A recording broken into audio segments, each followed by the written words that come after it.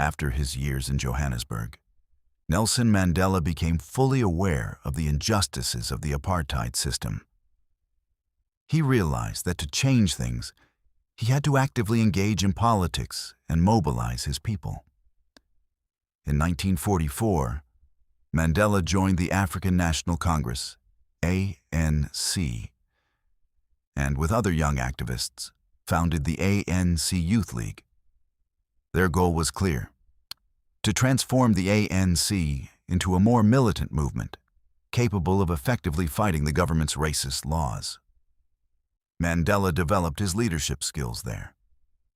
He learned to persuade, organize, and inspire his peers. His passionate speeches began to attract attention, both among Black South Africans and political opponents. At that time, South Africa was deeply divided.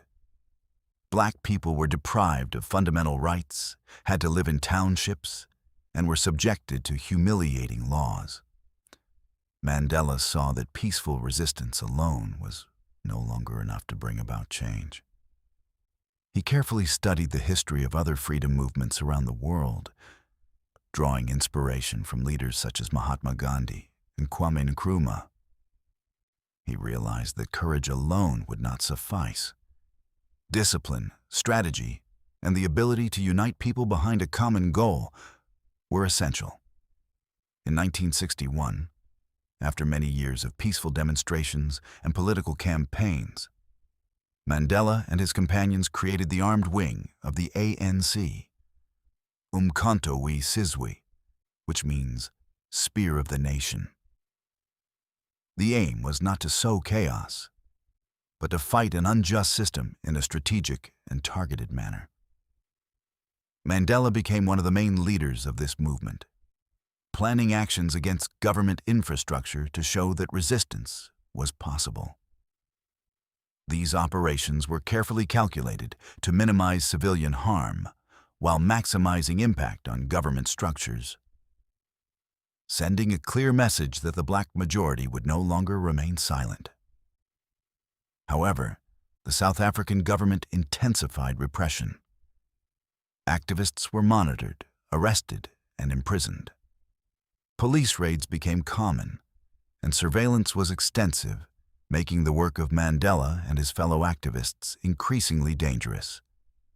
In 1962, Mandela was arrested for the first time for leaving the country without permission and for his political activities. He was imprisoned and tried, but his determination did not waver. During his imprisonment, he began to reflect deeply on the values of forgiveness, reconciliation, and the type of society he hoped to create. 2 years later, he faced the Rivonia trial, a historic trial that would mark the country's history. During the trial, Mandela delivered a memorable speech. "I am prepared to die for this ideal of freedom." These words resonated worldwide and made him a symbol of courage and resistance against oppression. The trial brought international attention to the injustices of apartheid, inspiring protests, campaigns, and advocacy in countries across Europe, Africa, and the Americas. On June 12, 1964, Mandela was sentenced to life imprisonment, mainly for sabotage and political activities. He was sent to the prison island of Robben Island, where he would spend 27 years of his life. During these years, Mandela endured extremely harsh conditions. A tiny and austere cell, daily forced labor, constant surveillance, and deprivation. Despite these hardships, he never lost his dignity or commitment to freedom. He continued to educate himself and others, reading extensively and mentoring younger prisoners in law, politics, and history. He became a global symbol of the fight against apartheid and inspired millions of people around the world.